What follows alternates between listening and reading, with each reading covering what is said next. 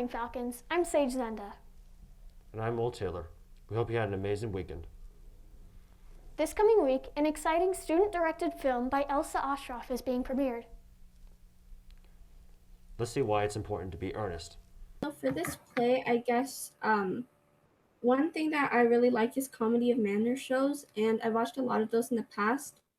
I think one that I especially took inspiration from was when I watched Sense and Sensibility last year. Well, I was a part of the production as well. I decided to pick this show because I really love comedy of manners, and one person like my mom is really into it as well, so she kind of introduced me to it at a young age.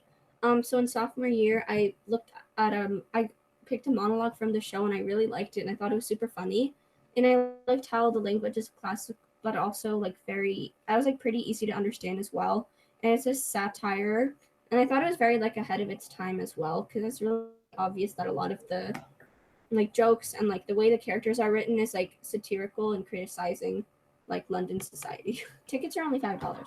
So the shows will be from the 20th to the 22nd, which is next Thursday through Saturday, from 7 to 9, and then on the Saturday show, which is closing night, there will be director and cast question and answer section from 9 to 9:30, I think. And it's going to be viewed online on a Zoom webinar, so the video will just be streamed through there. If anyone's watching, if you would like to watch the show, that would be great. We put a lot of hard work into it, and the casting crew and tech people have been amazing.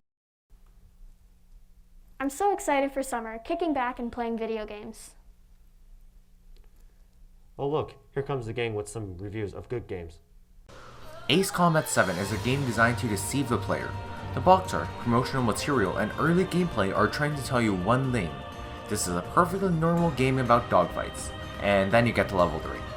This game is weird, but every game before it is also weird, so get used to it. This game features many fun additions, including drones fired from basically everywhere, and an old man who is the best fighter pilot ever.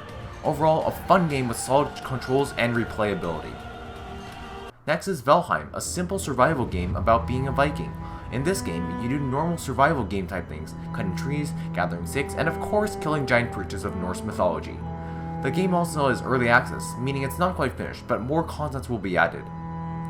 Last but not least, we have Just Shapes and Beats, a rhythm game where you are a blue cube that has to avoid pink obstacles.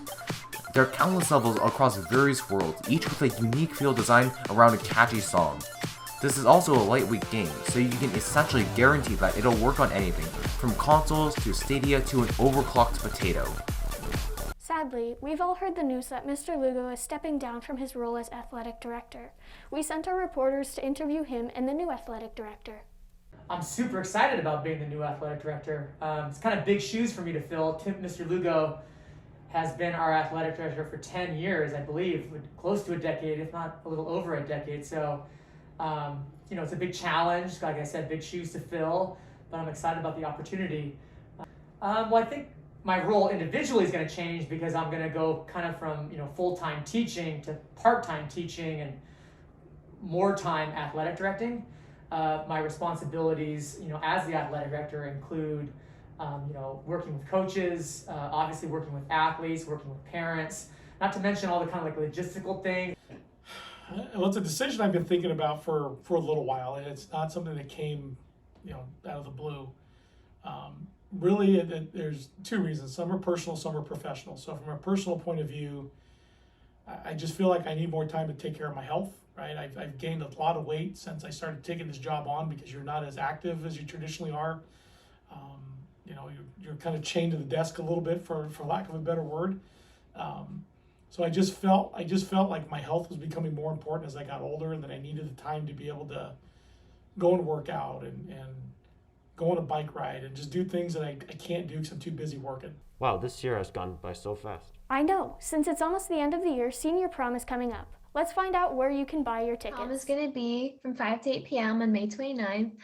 There will be dancing, there will be DJ, there will be gourmet dinner, there will also be a dessert bar, and there will be tons of games. For catering, we have a local catering business, and they're called Entrees Unlimited, and they're going to make us a freshly made gourmet dinner and also a dessert bar, and that's going to be filled with a bunch of assorted sweets, and it's going to be a non-contact service, so people can kind of go up to the dessert bar and get it whenever they want.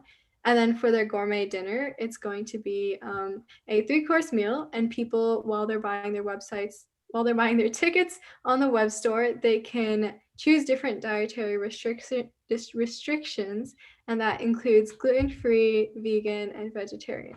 Tickets are $55 regular ticket, and then with ASB it's $50, and you can only purchase them online on the web store. So for prom, we're going to have everyone have double masks.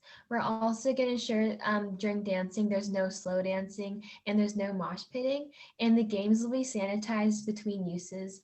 The prom is going to be in the quad. The tables in the quad already are going to be used for prom, and then we're also going to have 2 entrances to prom, one on the main school entrance and then one on the entrance near the music building. As many of you may know, most of our extracurricular activities have been going on.